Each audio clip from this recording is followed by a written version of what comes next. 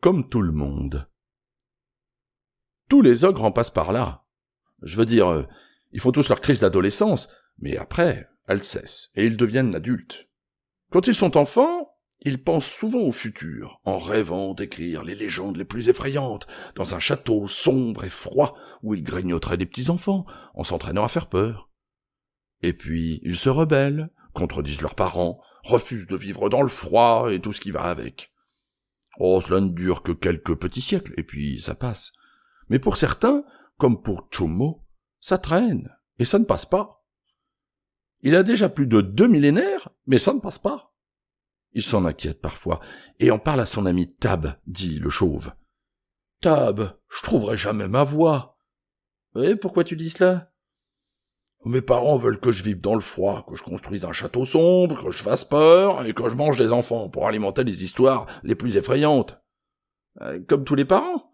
Et c'est ce qui finit toujours par nous arriver. En tout cas, on en prend le chemin. Je m'y sens pas bien, c'est pas ça, mon chemin. Quel est-il, alors? Oh, je sais pas. Je l'ai pas trouvé. Mais je sais que j'aime trop dormir à la belle étoile, auprès d'un bon feu de bois, sans me soucier des enfants qui passent par là. Eh bien, pars donc à la recherche du chemin où tu pourras vivre comme cela, au lieu de rester là à te plaindre. Oh, tu as raison. Je vais prendre un autre chemin. Je prendrai le premier qui viendra, qu'il soit à droite ou à gauche, vers la montagne ou vers la vallée, et puis le suivant, et encore le suivant. Et je finirai bien par trouver le mien. C'est ainsi que, sans attendre, Chummo part, les mains dans les poches, et prend la première bifurcation vers la droite. Il marche un peu, et finit par se poser sur une butte, qui va de l'étang Atlantique à la mare Méditerranée. Il passe la nuit là, allongé sur le dos, à admirer les étoiles. Il a chaud, et se dit qu'il ne mangera jamais de petit enfant. Et il profite des constellations qui brillent dans le ciel. Il se sent fier de son choix d'aventure. Il sent qu'il devient un ogre, et que les étoiles n'y enlèvent rien. Le jour suivant, il prend un virage, à gauche, et marche jusqu'aux digues de Hollande, dans lesquelles il se prend un peu les pieds. Il y fait froid, et finalement, ce n'est pas si mal. Il trouve là-bas, près des ports, de quoi se faire une cabane. Il la fait quand même chaude. Il se dit qu'un château pourrait l'être aussi, que ça resterait le château d'un ogre, puisque c'en est un. Le jour d'après, il file vers la droite, et voit sur son chemin plein de petits enfants, qui ont tous l'air plus appétissants les uns que les autres. Il se dit qu'il doit goûter, qu'il ne peut refuser que ce qu'il ne connaît pas. Il en repère un qui marche seul dans la forêt et semble perdu. Il l'attrape. « Je suis un ogre, et je vais te manger. »« Non, me mange pas, je t'en supplie. »« Non, crie pas, n'aie pas peur, s'il te plaît. Excuse-moi, j'ai jamais mangé d'enfant. T'es le premier. Je dois le faire, sinon je serais pas un ogre. »« Mais tu es déjà un ogre, regarde-toi.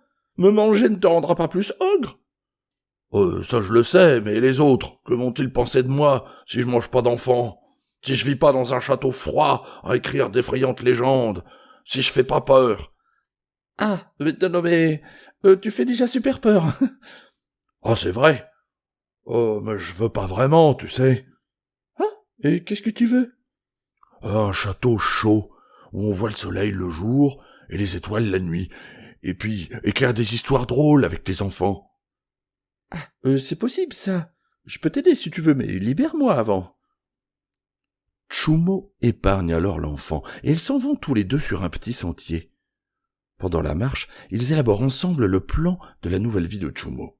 Et quand Chummo est content, il retourne chez lui au pas de course. Il y retrouve Tab et lui dit « Tab, j'ai trouvé mon chemin. »« Ah, et quel est-il? »« Je veux un château. »« Un château? Comme tout le monde. »« Oui, mais un chaud, où on voit le soleil le jour et les étoiles la nuit.